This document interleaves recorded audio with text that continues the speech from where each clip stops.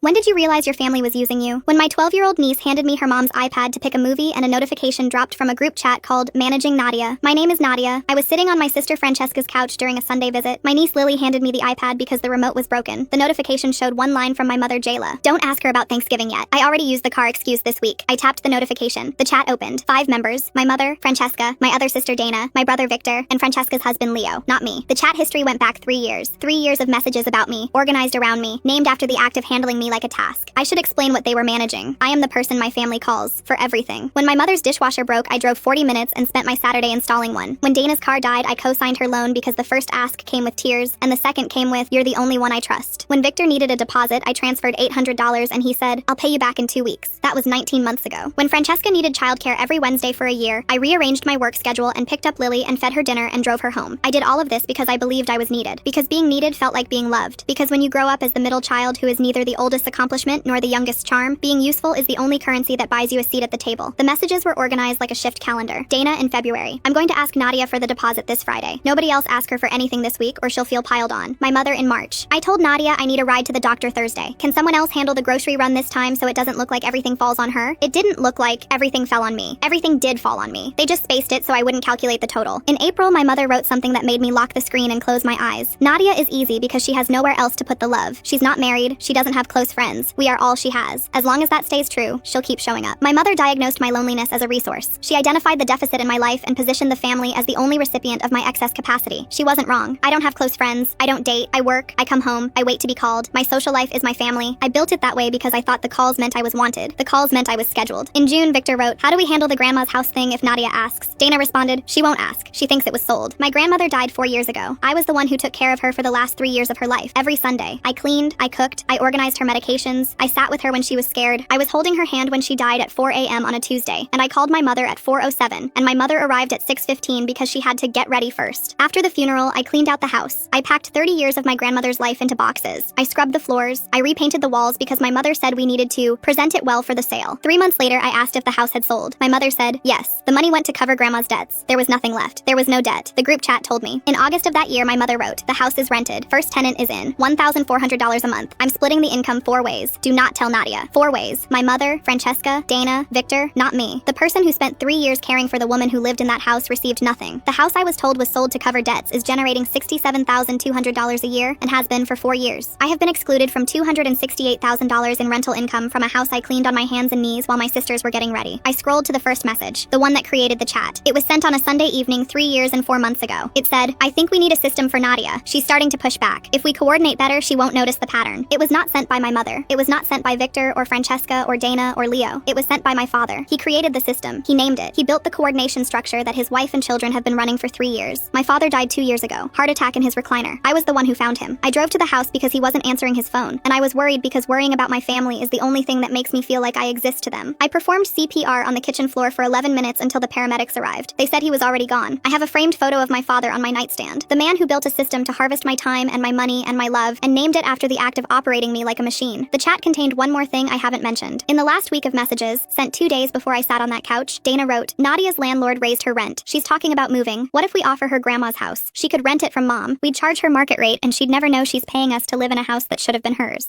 My family is planning to rent me my dead grandmother's house. The house I cleaned. The house I painted. The house where I held her hand at 4 a.m. They are going to charge me $1,400 a month to live inside the building they stole from me and frame it as a favor. I spent 3 days pulling bank records. I made a spreadsheet. Every dollar I transferred to Victor. Every payment I covered on Dana's car loan. Every tank of gas to Francesca's house. Every Saturday at my mother's replacing faucets and cleaning gutters. $41,000 in direct cash over 5 years. That doesn't count gas, doesn't count time, doesn't count the overtime I lost for Francesca's Wednesdays. I whispered my mother's words out loud in my empty apartment. Easy, because she has nowhere else to put the love. I called a property attorney. My grandmother died without a will. Under state law, the property should have passed to all legal heirs equally. My mother had no legal right to transfer the title solely to herself. The rental income should have been distributed to all heirs. The attorney said, "You have a strong case, but if you pursue this, your family will know." I said, "They'll know anyway. I just want to choose how." The following Sunday, I went back to Francesca's house. Lily handed me the iPad to pick a movie. In 11 minutes, I screenshotted 3 years of messages, emailed them to myself, and deleted the evidence. I also synced the messaging app to a device at home so I could watch the chat in real time. The family arrived together on the next Sunday for the pitch. My mother sat beside me on the couch, took my hand, rubbed small circles on my knuckle. She said, "Honey, we've been talking. We know your rent went up, and we've been thinking about Grandma's house." Dana jumped in, legs crossed, hands folded, smooth and sure, like giving a presentation. She said, "So after Grandma passed and the house was sold to cover her debts, Mom used a little of the money to buy a small rental property. It's actually Grandma's old place. She bought it back. And we were thinking, what if you moved in? Family rent. Below market. She didn't blink. Not once. The lie came out of her mouth like water from a glass. The house was never sold. There were no debts. My mother never bought it back. She took it. She transferred the title 11 days after the funeral. But Dana told that story like a fairy tale where my mother was the hero. Victor was nodding along like he was hearing it for the first time. Like he hadn't collected his share of $268,000. Francesca was standing in the kitchen doorway watching my face, reading me, looking for cracks. I saw 5 people sitting in a room, lying to my face in perfect unison, waiting for me to cry with gratitude. So I gave them what they wanted. I squeezed my mother's hand. I said, "That's so generous. Let me think about it." Jayla beamed. Victor leaned back and said, "See? I told you she'd be happy." Like my reaction was something he'd predicted and deserved credit for. I drove to my coworker Alani's apartment that night and showed her every screenshot. She read for 20 minutes. She said, "Nadia, this isn't a family disagreement. This is financial abuse. They stole a house from you and they're about to charge you rent to live in it." Hearing someone outside the system name it, I broke. Not the quiet kind. The kind where your whole body shakes. Alani didn't try to fix it. She didn't say, "It'll be okay." She just sat there. She put her hand on my back and stayed. That one small thing, someone staying without wanting something from me, felt like the first real thing anyone had done for me in years. Through the synced tablet, I watched the chat in real time. After I said no to Francesca on a Wednesday, my mother's message came in that evening. "Something is wrong with Nadia. She said no to Francesca twice. Victor, call her tonight. Be casual. Find out what's going on. Be casual." Like caring about me required instructions. Victor called at 8:15. Warm, friendly, the version of Victor that only shows up when the family needs information. The voice that sounds like a brother instead of a stranger who owes me $800. I played my part. Let my voice get tired, vulnerable, the way they expect me to sound. Victor's report in the chat. "She's fine. Stressed about rent. She's going to take the house deal. Give her 2 weeks." 2 minutes later, my mother. "Perfect. I'll draft a lease." My mother was drafting a legal document to charge her own daughter rent on a house that, by law, was partly already mine. I called my mother and said I was taking the house. I said I wanted to make dinner for everyone Sunday at my apartment, to celebrate. The group chat lit up within 5 minutes. "She's doing dinner for us. She's taking the house. Everyone be normal." They confirmed one by one, like soldiers checking in. I cooked for 3 hours. Set the table for 6. Nice plates. Candle. Alani was in the parking lot with her phone. The attorney's paperwork was already filed. They arrived together. Jayla with wine like a gift. Victor with nothing. Dana hugged me so hard I could feel her ribs. Francesca's eyes scanned my apartment, measuring, taking inventory. I let them eat. I let them talk. I let them feel comfortable. I let them feel safe. After dinner, I came back to the table carrying my laptop. I set it down and opened it. I turned the screen toward them. The first message of the group chat, from my father's number. "I think we need a system for Nadia. She's starting to push back." Nobody spoke for 10 seconds. Dana's eyes went straight to Jayla, looking for instructions, looking for the script. Jayla said very calmly, "Where did you get that?" I said, "It doesn't matter. I read all of it. 3 years, every message, the scheduling, the spacing, the strategy. Mom's theory about my loneliness being a resource." I clicked to the next screenshot, the house. I read it out loud. "The house is rented. First tenant is in. $1,400 a month. I'm splitting the income 4 ways. Do not tell Nadia." Victor stood up. "You need to calm down. You're taking this out of context." I said, "Sit down, Victor. You still owe me $800. He sat. Dana was crying. "It wasn't my idea. Mom said we couldn't tell you." I said, "You looked me in the face and said there was nothing left. There were no debts, Dana." Francesca said, "I wanted to tell you. I told Mom it wasn't right." I clicked to another screenshot, a message from Francesca, 8 months ago. I read it out loud. "Nadia asked me about Grandma's house. I told her it makes me too sad to talk about." She dropped it. Francesca closed her mouth. I turned to my mother. The room was so still I could hear the candle flickering. I said, "You transferred the title to your name 11 days after the funeral, while I was still cleaning the floors, while I was packing Grandma's clothes because none of you offered to help. You took the house and told me it was gone, and 3 years later you decided to charge me rent to live in it and call it a favor." Jayla's composure didn't break the way I expected. She straightened her back and said, "Everything I did for this family. You think you're the only one who sacrificed? I am your mother." I said, "Dad started the chat, but you kept it running for 2 years after he died. You didn't just follow his system, Mom. You improved it. You added the part about my loneliness. That was yours." Her mouth opened, then closed. I said, "I filed a legal claim on the property this week. Grandma died without a will. Under the law, her estate passes to all heirs equally. That includes me. My attorney has the screenshots, the property records, and the rental income history. I'm not signing your lease. I'm not asking for a favor. I'm asking for what was mine." Jayla said the thing I had been afraid of since the moment I first saw that notification. "If you do this, you will lose this family." I picked up my laptop and closed it. I looked at her. I never had this family. I had a schedule. I walked them to the door. Nobody hugged me. Victor wouldn't look at me. Dana was still crying. Francesca stopped at the threshold and whispered, "I'm sorry." I said, "I know." Jayla was the last one out. She paused in the doorway and said, "Your father would be heartbroken." I said, "My father built the spreadsheet." I closed the door. My phone buzzed. "Alani, I'm still outside. Want me to come in?" She came in with takeout she'd been keeping warm in the car. We sat on the kitchen floor and ate in silence. My apartment was quiet. No one was calling me to fix something, move something, pay for something. For the first time in years, my phone was silent. Not because I was between tasks, because I chose it. It didn't feel like freedom yet. It felt like the first night in a house with no furniture. Empty, but mine.